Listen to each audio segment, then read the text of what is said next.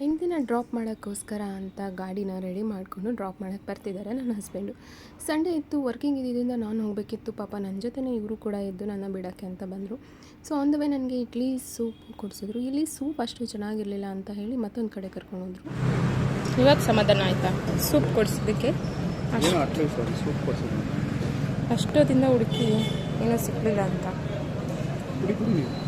Breakfast ಕೊಡಿಸಿ ನನ್ನ metro ಸ್ಟೇಷನ್ಗೆ ಡ್ರಾಪ್ ಮಾಡಿದ್ರು. ಸೊ ಮೆಟ್ರೋಲ್ ಆಫೀಸ್ಗೆ ರೀಚ್ ಆಗಿ ಲಾಕರಲ್ಲಿ ಎಲ್ಲ ಐಟಮ್ಸ್ಗಳನ್ನ ಇಟ್ಬಿಟ್ಟು ಇದು ಫಸ್ಟ್ ಬ್ರೇಕ್ ಆಗಿತ್ತು. ಸೊ ಇಲ್ಲಿ ಏರಿಯಾದಲ್ಲಿ ಟೀ ಸಿಗುತ್ತೆ ಅಂತ ನಾನು ಮತ್ತು ನನ್ನ ಕೊಲೀಗ್ಸ್ ಎಲ್ಲ ಹೋಗ್ತಾ ಇದ್ವಿ.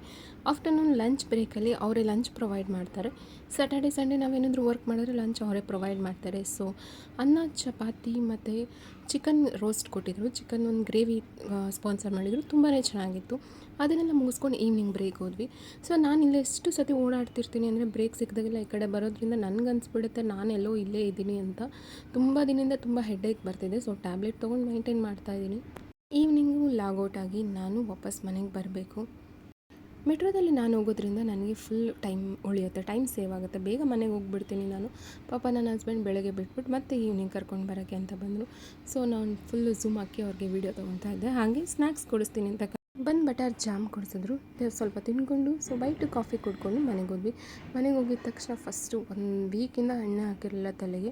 ಫಸ್ಟ್ ಅಪ್ಪನಿಗೆ, ನೆಕ್ಸ್ಟು ಮಗನಿಗೆ ನಾನು ಆಯಿಲ್ ಮಸಾಜ್ ಮಾಡಿಕೊಂಡು ಹೀಗೆ ಪ್ರಿಪರೇಷನ್ ಮಾಡ್ಕೊಳ್ತಾ. ನನ್ನ ಮಗನಿಗೆ ಸ್ವಲ್ಪ ಮೊಟ್ಟೆ ದೋಸೆ ಹಾಕ್ಕೊಟ್ಟೆ. ಅವ್ನು ತಿಂತ ಅಲ್ಲಿ ಅಡುಗೆ ಆಗೋಷ್ಟೊತ್ತಿಗೆ ಅವ್ನಿಗೆ ಹೊಟ್ಟೆ ಹಶ್ವಾಗ್ತಾ ಇರತ್ತೆ ಅಂತ. ಸೊ ಈ ಕಡೆ ಒಂದು ಕಡೆಯಿಂದ ಅಡುಗೆ ಮಾಡ್ಕೊಂಡು ಬರ್ತಾಯಿದ್ದೆ, ಒಂದು ಕಡೆಯಿಂದ ಕ್ಲೀನಿಂಗ್ ಮಾಡ್ಕೊಂಬರ್ಬೇಕಿತ್ತು. ಸೊ ಅಡುಗೆ ಆಗೋಷ್ಟೊತ್ತಿಗೆ ಕ್ಲೀನಿಂಗ್ ಕೂಡ ಎಲ್ಲ ಮುಗಿಸ್ಕೊಂಡೆ ನಾನು.